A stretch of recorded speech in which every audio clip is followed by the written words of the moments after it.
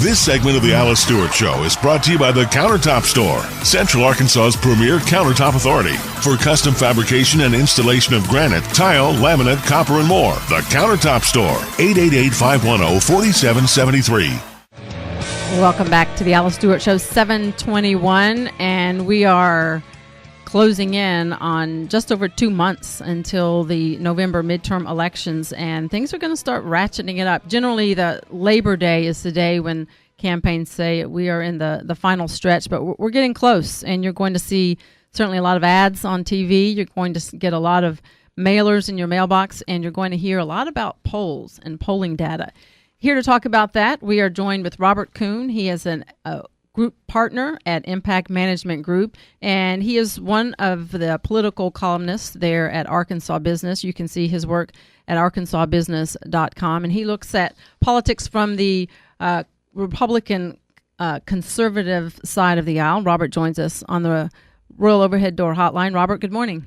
Good morning, Alice. Thanks for joining us. And folks can go to arkansasbusiness.com and see your op-ed here. It's the debate over partisan polling. Now, when you say this, a lot of folks, when they see a poll showing one candidate up or the other, they just assume this is just straight up and down, here's the facts. But a lot of these polls, as you say, they are partisan. They lean one way or the other.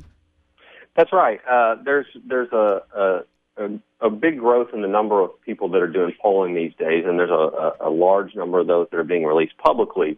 And what you have is, there's a number of pollsters that are doing polls for media outlets, would consider those kind of the quote-unquote nonpartisan type. And then there are pollsters that are doing polls for interest groups, for campaigns, for political parties, et cetera. And so, all of these pollsters, certainly have standards that they should be or are following.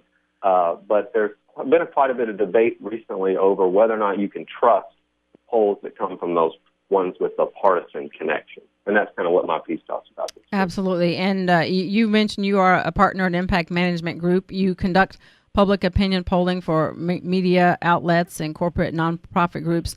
And one of the things that, your firm, as well as others, you say while you lean Republican, your clients, corporate or otherwise, care about one thing, and that is getting accurate data. So how do you go about ensuring, or how does any polling firm ensure with who they're doing it, or the public, that the data is accurate? Yeah, I think that's an important distinction. With the number of polls that have been put out recently that do have a partisan connection, a lot of critics have come on and saying, well, you can't trust them because those people are Democrats or those people are Republicans. I think that generalization in the broad sense is really naive. I think there are much better indicators to determine whether or not somebody's poll is accurate or likely to be accurate, because at the end of the day, it is a projection. So the kind of things I look for are, and I kind of go through several in the piece, are, number one, how do the questions read? Are they mentioning, one candidate's name with their, in their title and another candidate's name without the title? How do those polls compare with other polls taken over the same time period? If you look at some of the polls posted on Real Clear Politics, the nonpartisan and the partisan of both Republican and Democratic leaning pollsters kind of match up over the similar time period. So you kind of get that trend line that shows that they're all kind of in the same ballpark, which should lend some credibility to their numbers. And then finally, are they even releasing their questions and their demographic breakdowns to the public? There are times when you have people that release, polling quote-unquote results, but all they're doing is releasing the summary or the top-line numbers, and they're not showing you anything on the back end that breaks down, who they polled, how many of each, females, males, race, all of those things. And, for me, those are really suspect when they won't release the information behind it. And I think that's key. And those are the kind of things, whether you're inside baseball, like a lot of us, or you're just the average person, if you're going to put some weight behind the final results of a poll, these issues are important. As you say, the actual question, the demographic, socioeconomic breakdown, what their background is, and those all play into the final results. And talk about a little bit about, oftentimes, as it is with campaigns, having worked on many of them, if you see a poll and it's really not favorable, you generally say, well, that's just a snapshot in time. But if it's really good, then it's an end all and be all. Talk about the when you're looking at polling data, the need to really look at it in terms of the trends, like the past 5 polls show a trend leaning one way or leaning another way, and how that's important when you're considering polling data.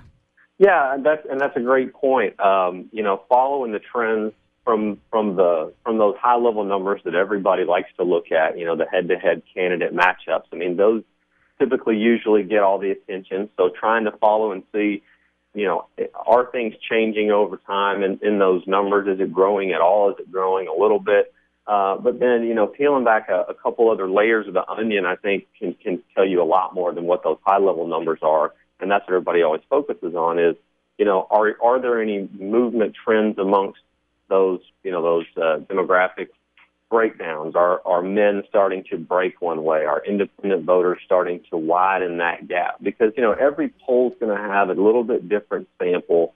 You might have a little bit more women in one poll than the next, or racial breakdown may be different. But if you can find some things that kind of stay the same and then measure growth in some of those areas, whether it be gender, race, things like that, I think the kind of the inside or the guts of that poll can really tell you a lot more sometimes than kind of that high-level candidate matchup that everybody focuses on. And one last question. My guest is Robert Coon. He is a partner at Impact Management Group and writes a op-ed every other week at arkansasbusiness.com. And this week he is looking at the debate over partisan polling. And Robert, the question is, from a campaign standpoint, what is the benefit for them to, obviously a lot of them do internal polling. They just find out for themselves to know where they are with the people. But if a good poll comes out, how does that help a campaign in terms of media and generating interest